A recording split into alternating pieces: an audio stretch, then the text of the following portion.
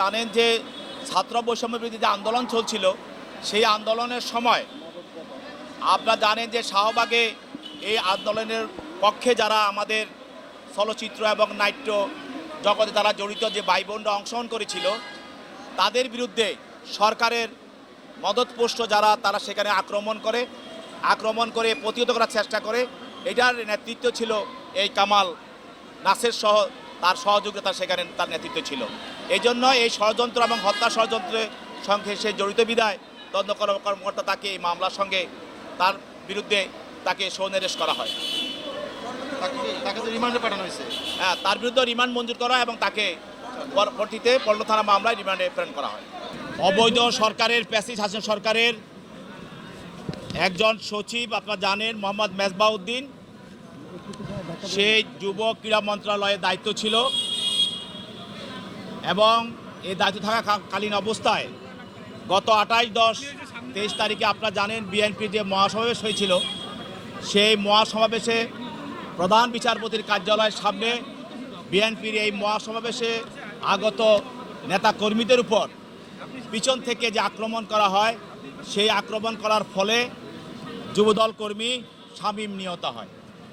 এবং আজকের যেই সচিব মেজবাউদ্দিন, তিনি এই সরকারের একজন খায়ের খা কর্মী সচিব ছিলেন।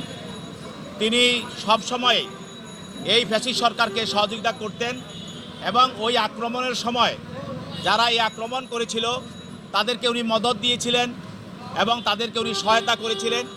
সেই জন্য এই মামলায় তাকে আজকে তদন্তকারী কর্মকর্তা এই মামলায় তাকে আদালতে উপস্থাপন করেন এবং প্রাথমিক অবস্থায় তাকে এই হত্যার সঙ্গে জড়িত থাকার কারণে তদন্তকারী কর্মকর্তা 4 জন্য 10 দিন রিমান্ড প্রার্থনা করেন এবং তার পক্ষে আইনজীবীরা ছিলেন, তারাও তার রিমান্ড বাতিল জামিন প্রার্থনা করেন। বিজ্ঞ আদালত উভয় পক্ষে শুনানি অন্তে তার বিরুদ্ধে 4 দিন রিমান্ড মঞ্জুর করেন। সাবেক সচিব মেজবাউদ্দিন সাহেব, যিনি অফিসার্স ক্লাবের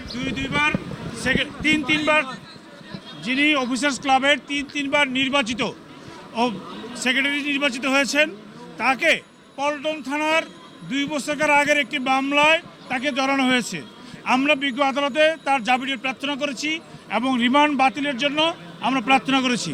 বিজ্ঞ আদালত সন্তুষ্ট হয়ে তার 3 দিনের রিমান্ড দিয়েছেন এবং বিজ্ঞ আদালত একটি নোট দিয়েছেন যে তাকে রিমান্ডে নেওয়ার আগে চিকিৎসা করতে হবে এবং রিমান্ডের পরেও ডাক্তার দেখিয়ে তারপরে বিজ্ঞ আদালতে তাকে আনতে হবে।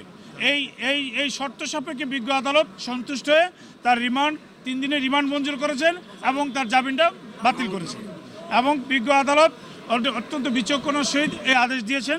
আমরা আদালতের প্রতি কৃতজ্ঞ।